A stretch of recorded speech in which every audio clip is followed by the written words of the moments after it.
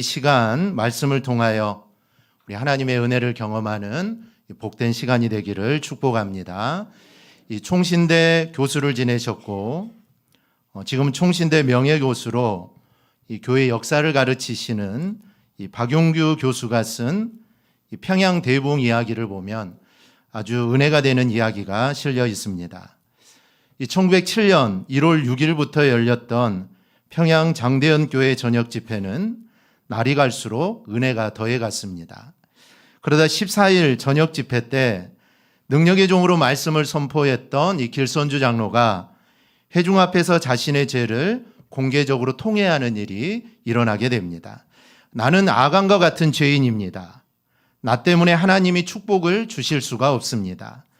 약 1년 전에 내 친구 중 한 사람이 임종시의 나를 자기 집으로 불러서 말하기를 길장로, 나는 이제 세상을 떠날 것 같으니 내 재산을 잘 정리해 주시오. 내 아내는 셈이 약하기 때문이오라고 부탁을 했습니다. 그래서 나는 잘 돌보아 드릴 테니 염려 말라고 말을 했습니다.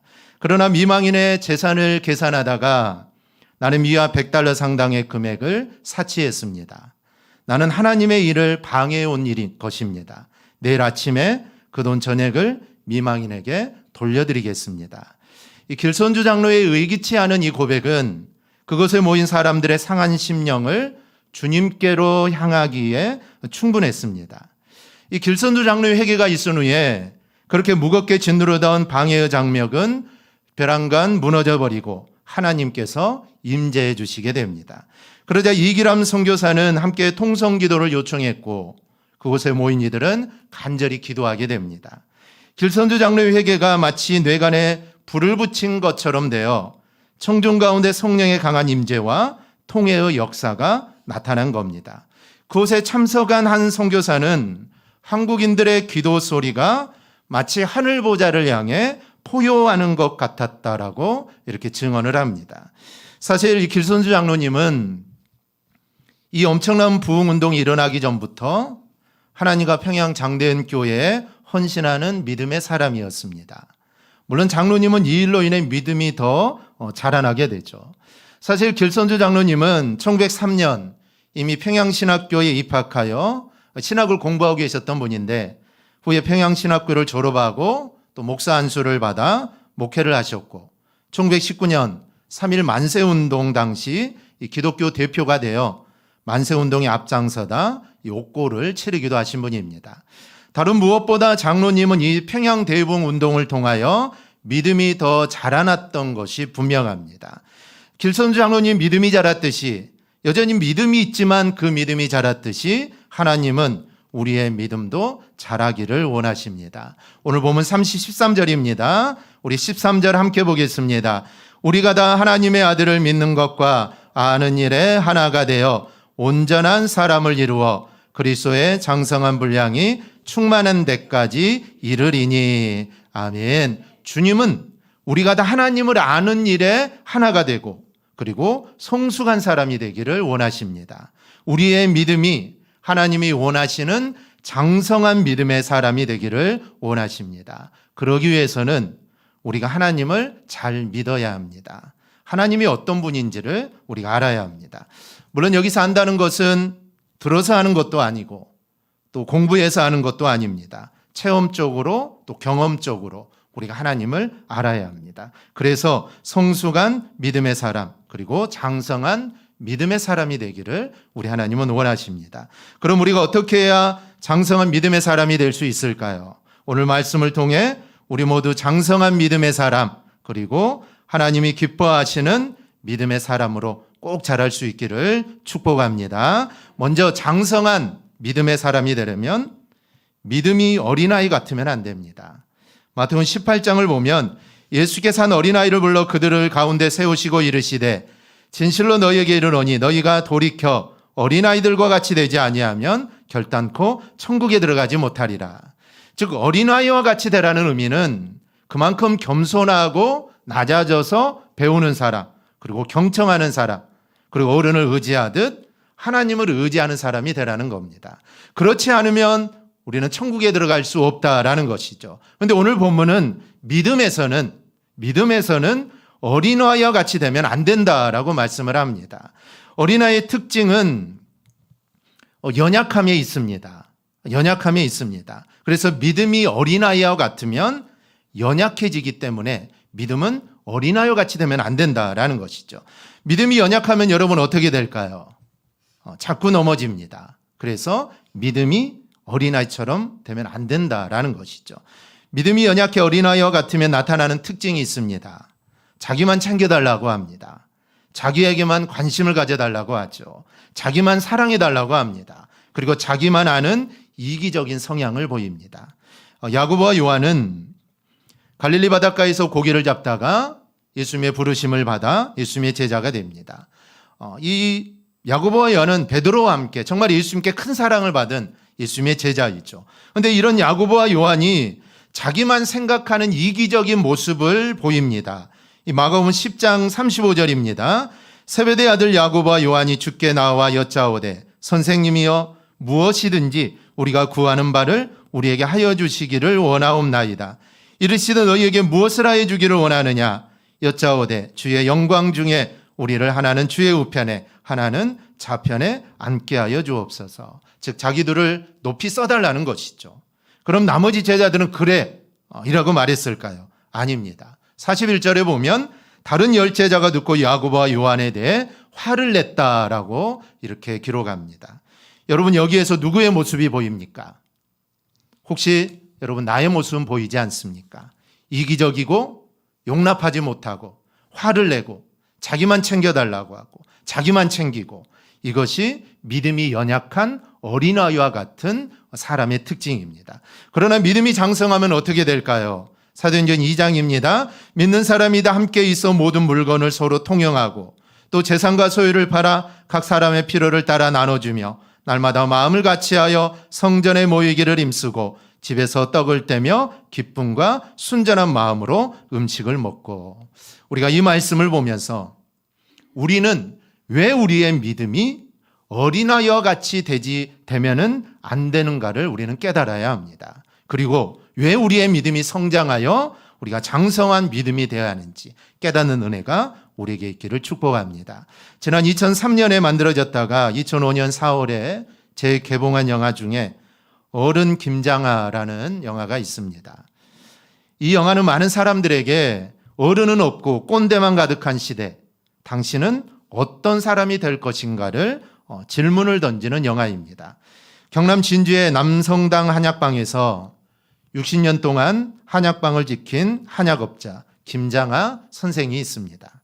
그는 전 재산을 사회에 환원하고도 단 한 번의 인터뷰를 하지 않았고 많은 이들을 도우면서도 자기의 옷 한 벌 허투루 사지 않는 그런 사람이었습니다. 그렇게 돈을 모아 2024년 기준으로 조성한 장학기금이 무려 50억이 넘었고 그리고 그 장학금을 받은 이가 1000명이 넘습니다. 정말 이런 모습이 어른의 모습이라는 것이죠. 이 영화는 이렇게 자신에 대해서는 절제하고 겸손하면서 남에 대해서는 나누고 베풀며 선을 실천하는 그런 사람을 어른이다라고 이렇게 말을 합니다. 그렇다면 여러분, 나도 믿음의 어른이 되어야 되지 않겠습니까? 조금만 섭섭하면 시험 들었다고 하고 또 나만 챙겨달라고 말하는 어린아이의 믿음에서 성장해서 여러분 이해하고 또 관용하고 남을 섬기고 남을 돕고 또 남을 사랑하는 그런 믿음의 어른으로 자라나기를 주님의 이름으로 소망합니다. 주님은 오늘 우리가 그런 믿음의 어른이 되기를 주님은 원하십니다. 오늘 주님의 마음을 알아 우리 모두 아이들같이 겸손하고 순종하고 또 어른을 의지하듯 하나님을 의지하는 그런 사람이 되기를 축복합니다. 하지만 믿음만큼은 어린아이가 되어서는 절대로 안 됩니다. 우리 모두 믿음만큼은 장성한 어른이 되기를 바랍니다. 그래 우리의 주님의 마음을 정말 흡족하게 드리는 믿음의 사람이 되기를 주님의 이름으로 축복합니다. 두 번째로 장성한 믿음의 사람이 되려면 속임수나 유혹에 빠져 온갖 교훈에 밀려다니면 안 됩니다. 믿음이 장성한 사람의 특징 중 하나는 흔들리지 않는다에 있습니다. 출애굽기 14장을 보면 이스라엘 백성이 애굽에서 하나님이 베푸신 10가지 엄청난 기적을 경험하고 그들은 출애굽을 하게 됩니다. 적과 꿀이 흐르는 땅, 그 가나안 땅을 향해 그들은 출발하게 되죠. 그러다 가나안으로 가다가 그들은 홍해를 만납니다. 사실 홍해를 만난 거는 하나님이 일부러 홍해를 건너도록 하기 위해 하나님이 홍해길로 인도한 겁니다. 사실 홍해를 거치지 않고 충분히 갈 수 있지만 하나님은 그들을 홍해길로 인도하죠. 애굽의 바로왕은 비록 10가지 재앙 때문에 이스라엘 민족을 보냈지만 내가 그들을 다시 잡아 내가 그들을 종으로 삼으려고 군사를 보냅니다.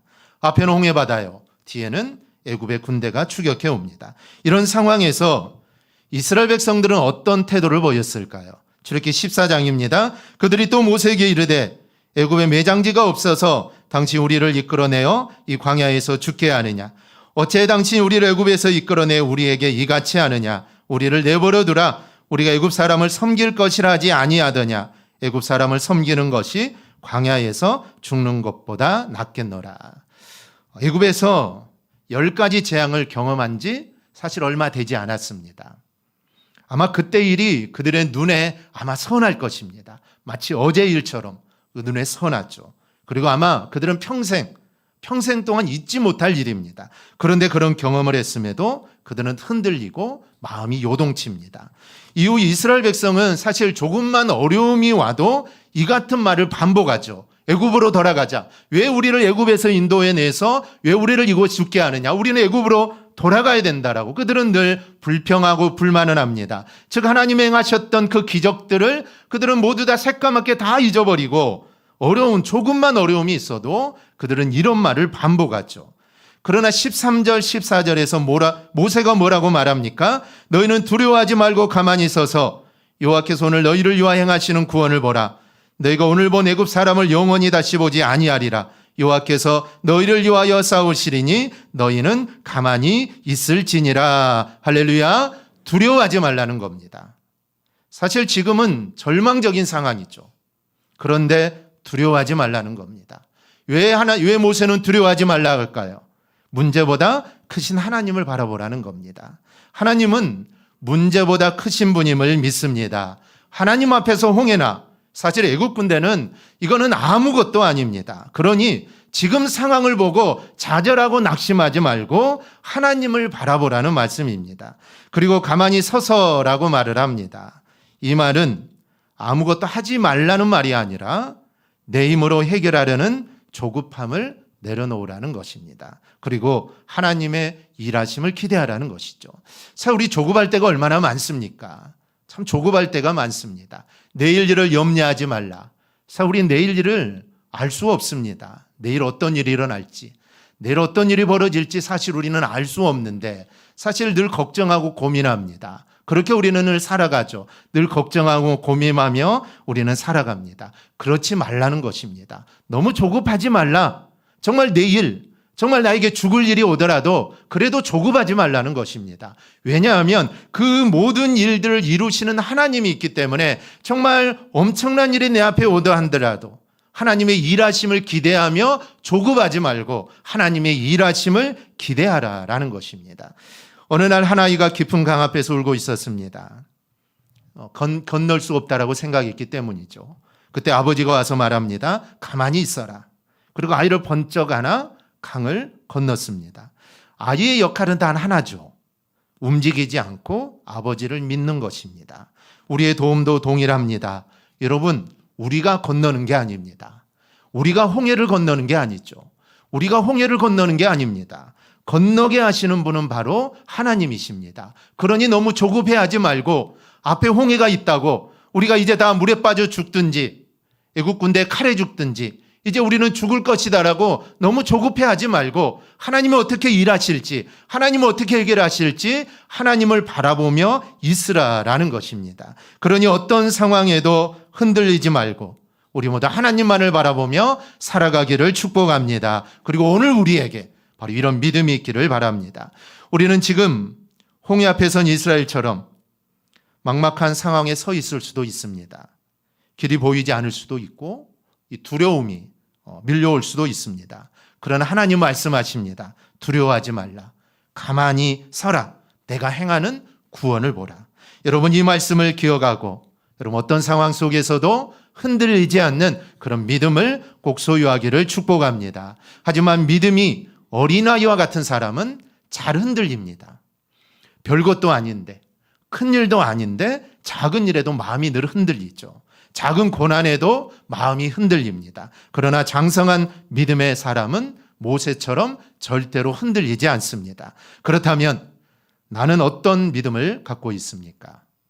주님은 내가 어떤 믿음의 사람이 되기를 원하실까요? 사람의 속임수와 간사한 유혹에 빠져 온갖 교훈의 풍조에 밀려 흔들리는 사람이 되어서는 안 됩니다. 주님이 내가 어떤 상황 속에서도 주님 붙잡고 살아가는 믿음이 장성한 사람이 되기를 원하십니다. 이스라엘 백성들은 다 이제 죽었다라고 말을 합니다. 이제 우리는 죽었다. 그러니 죽지 않기 위해 애굽으로 돌아가야 한다라고 말을 합니다. 하지만 모세는 아니다라고 말을 하죠. 두려워하지 말고 가만히 서서 하나님의 구원을 보라라는 겁니다. 세상은 다 불가능하다고 말하지만, 세상의 지식으로, 세상의 논리로는 안 된다고 하지만 하나님의 말씀이 가능하다고 말한다면 우리는 그 말씀을 붙잡고 우리는 살아가야 합니다. 바로 그렇게 살아가는 사람이 여러분 믿음의 사람입니다. 우리 모두 이러한 장성한 믿음의 사람, 그리고 어떠한 상황 속에서도 절대로 흔들리지 않는 믿음의 사람이 되기를 바랍니다. 그래 우리의 삶을 통해 하나님의 기쁨이 되기를 주님의 이름으로 축복합니다. 셋째로, 우리가 믿음의 장성한 사람이 되려면 사랑으로 진리를 말하며 그리스도를 닮아가야 합니다. 본문 15절입니다. 우리 함께 보겠습니다. 오직 사랑 안에서 참된 것을 하여 범사에 그에게까지 자랄지라. 그의 머리는 곧 그리스도라. 아멘. 여러분, 신앙은 단순히 맞는 말을 하는 게 아닙니다. 여러분, 신앙은 맞는 말을 하는 게 아닙니다. 어떻게 말하느냐가 여러분 중요합니다. 진리는 중요합니다. 그러나 사랑 없는 진리는 사람을 절대로 세우지 못합니다. 그래서 사랑 안에서 진리를 말하라 라는 것이죠. 진리를 말하는데 꼭 사랑으로 말하라라는 것입니다. 진리를 말하는데도 사랑이 꼭 필요하다라는 것이죠. 예를 들어 전도를 합니다. 전도의 내용은 예수 믿으면 구원받습니다. 이거는 변하지 않는 진리입니다. 그런데 이 말을 하고 이 말을 전하는데도 사명감으로 전할 것이 아니라 사랑의 마음으로 해야 한다라는 겁니다. 즉 전도를 하더라도 우리 안에 사랑의 마음을 가지고 해야 합니다. 상대방에게 복이 되는 복음을 전할 때도 예의가 없으면 안 됩니다. 무례하면 안 된다라는 것이죠. 요즘은 없지만 예전에는 예수 믿지 않으면 지옥 갑니다. 이렇게 외치는 이들이 있었습니다. 사실 그의 말은 틀리지 않죠. 예수 안 믿으면 지옥 갑니다. 예수 믿으면 천국 가고 예수 믿지 않으면 지옥 갑니다. 맞는 말이죠. 이거는 분명한 진리입니다. 그런데 사람들은 어떻게 반응할까요? 이게 진리이고 복음인데 사람들은 얼굴을 찌푸리고 피하여 지나가고 마음의 문을 다 닫아버립니다. 그 근처에서 조용히 전도하던 한 성도가 있었습니다. 그는 같은 진리를 말하는데 방법이 달랐습니다.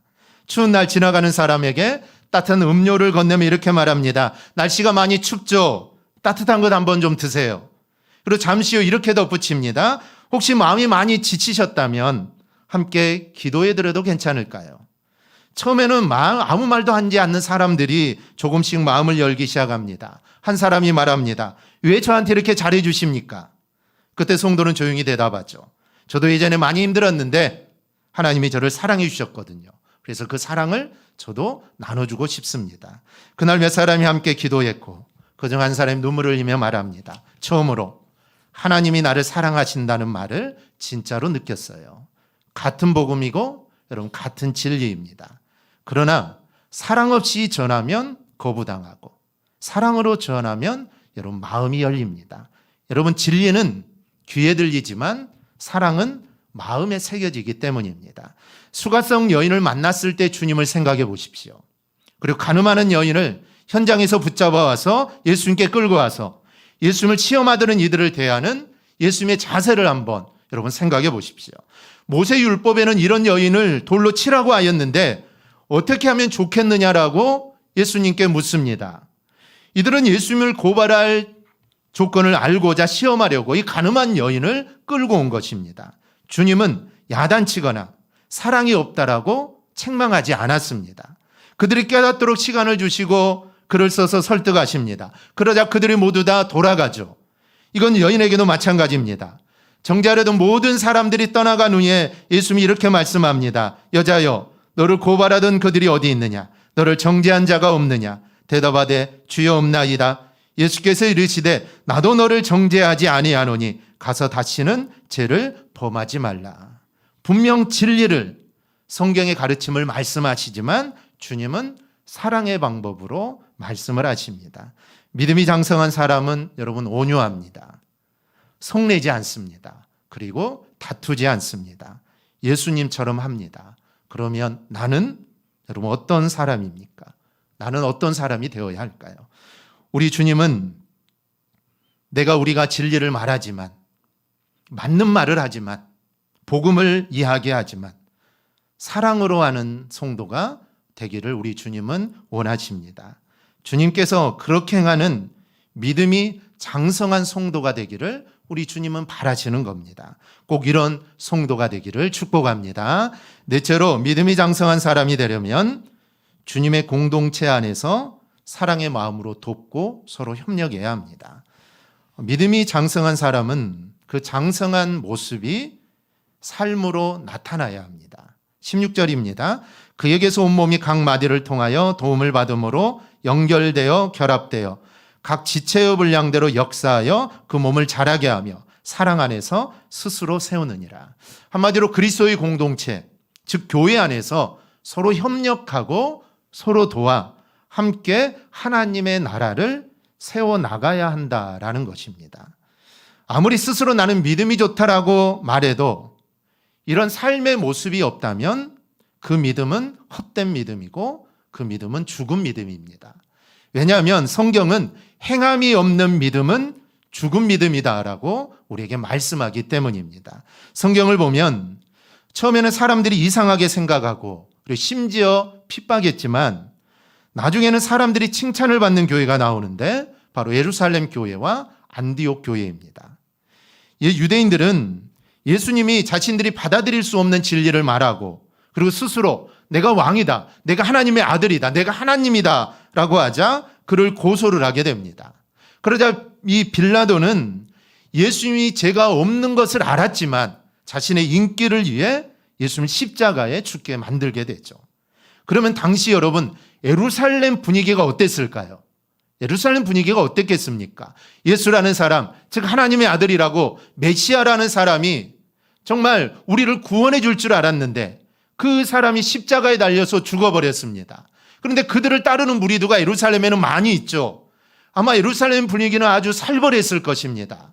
누가 예수 믿는 사람인지, 누가 예수의 추종자인지 서로 물어보고 예수의 추종자라면 그 사람을 잡아가고 그런 일들이 아마 예루살렘에 허다했을 것입니다. 아마 예루살렘 분위기는 아주 아마 살벌했을 겁니다. 그런데 그 살벌한 가운데 믿음의 사람들이 모여 기도하고 그들은 성령을 받습니다. 성령을 받은 그들이 어떻게 합니까? 그들은 날마다 마음을 같이하여 성전에 모이기를 힘쓰고 집에서 떡을 떼며 기쁨과 순전한 마음으로 음식을 먹고 하나님을 찬미하며 또 온 백성에게 칭송을 받습니다. 그러자 주님께서 구원받는 사람을 날마다 더하게 하십니다. 결국 그런 살벌한 상황 가운데 믿음의 사람들이 사랑하고 서로 이해하고 서로 돕고 사니 사람들로부터 칭찬을 받게 됩니다. 여러분 칭찬받는 일 어렵지 않습니다. 어려운 일 아닙니다. 사도행전 2장 말씀처럼 우리가 그렇게 살아간다면 우리는 세상 사람들로부터 칭찬받는 사람들이 될 것입니다. 칭찬받는 그런 사람들이 될 것입니다. 안디옥 교회를 보십시오. 예루살렘에 난 핍박을 피해 그들은 지금의 트리키의 땅인 안디옥으로 피해갑니다. 근데 그들은 거기서 하나님 말씀을 붙잡고 사랑하고 서로 협력하며 삽니다. 그리고 복음을 전하며 살게 되죠.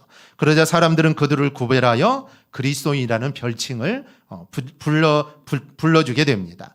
이 그리스도인이라는 말은 그리스도에게 속한 사람, 즉 그리스도를 따르는 사람, 한마디로 예수 사람, 예수의 사람, 즉 예수가 살았던 대로 사는 사람, 예수가 말했던 대로 말하고 예수가 행동했던 대로 행동하는 사람, 그 사람을 예수의 사람, 즉 그리스도인이다라고 불러준 겁니다. 그런데 흥미로운 점은 이 이름이 처음에는 믿는 사람들이 스스로 부른 이름이 아닙니다. 우리가 예수님의 뜻대로 살고 예수님의 말과 예수님의 행동대로 서로 사랑하고 하나님 뜻대로 살자. 그래 우리는 그리스도인이라고 부르자라고 한 것이 아니라 세상 사람들이 이들을 향해 그리스도인이다라고, 즉 저 사람들은 예수 이야기만 한다. 모이기만 하면 예수 이야기를 하고, 저 사람들은 모이기만 하면 예수를 전하고, 그리고 저들은 꼭 예수님처럼 산다. 우리가 보았던, 우리가 들었던 그 예수처럼 이들은 그렇게 산다. 그래서 약간 조롱 섞인 의미로 저 사람들 그리스도 패거리다. 그런 의미로 그리스도인이라는 이름을 붙여준 것입니다. 여러분 왜 이런 이름이 붙였을까요? 안디옥 교회 성도들은 말만이 아니라 삶으로 예수님을 드러냈기 때문입니다. 사랑하는 모습, 섬기는 모습, 그리고 희생하는 모습. 근데 이 모습은 주님의 모습이시죠. 그래서 주님이 행하셨던 그 모습 그대로 그들은 사랑하고 섬기고 희생하는 모습으로 살았던 겁니다. 이 모든 것이 예수 그리스도를 닮아 있었기 때문에 사람들이 보고 그렇게 부른 겁니다. 그리스도인이라는 이름은 여러분 단순한 종교 명칭이 아닙니다. 예수 믿는 사람, 성도, 그리스도인, 크리스찬, 이거는 단순히 명칭이 아닙니다. 이것은 삶이 예수님을 닮아가는 사람들에게 붙이는 이름입니다. 그래서 삶이, 말과 행동이, 삶이 예수님을 닮아간다면 우리는 내 자신에게 나는 그리스도인이구나, 나는 성도이구나, 나는 크리스찬이구나 이렇게 말할 수 있는 것입니다. 이것이 바로 장성한 믿음의 사람의 여러분 특징입니다. 그렇다면 나는 지금 어떤 믿음의 사람입니까? 여러분 내 믿음이 어린아이의 믿음입니까? 그렇다면 내 믿음이 성장해 나가기를 축복합니다. 장성한 믿음의 사람입니까? 그래도 나는 이 정도면 그래도 내 믿음은 장성해 있구나. 그러면 더 장성한 믿음의 사람이 되기를 더욱더 앞으로 전진해 나갈 수 있기를 바랍니다. 주님은 그런 우리를 통해 하나님의 나라가 이루어지기를 사실 기대하고 있습니다. 믿음이 성장하지 못하면, 우리의 믿음이 장성하지 못하고 여전히 어린아이와 같은 믿음으로 있다면 하나님의 나라는 여러분 절대로 성장해 갈 수 없습니다. 나만을 생각하고 나만을 위하고 나가 최고라고 생각하는데 어떻게 다른 일을 위하고 다른 일을 구원해야 되고 다른 일을 위한 하나님의 나라를 확장해 나갈 수 있겠습니까? 그래서 주님은 우리가 믿음이 장성한 사람이 되기를 원하고 그 믿음으로 하나님의 나라가 더욱더 확장해 나가기를 원하는 것입니다. 그래서 대강교회를 통하여 정말 이 믿음이 우리 안에만 갇혀 있는 것이 아니라, 이 믿음이 교회 안에만 갇혀 있는 것이 아니라 이 믿음이 성장하여서 이 믿음이 우리의 삶의 터전으로, 또 우리의 가정으로, 우리의 일터로 확장돼 나가기를 주님은 원하신다는 겁니다. 그렇게 살아가는 자가 바로 믿음이 장성한 사람의 모습입니다. 우리 모두 믿음이 장성한 사람이 되어서 정말 여러분을 통하여 이런 놀라운 은혜와 복이 교회와 그리고 세상에 전달되기를 주님의 이름으로 축원합니다. 아멘. 기도하겠습니다.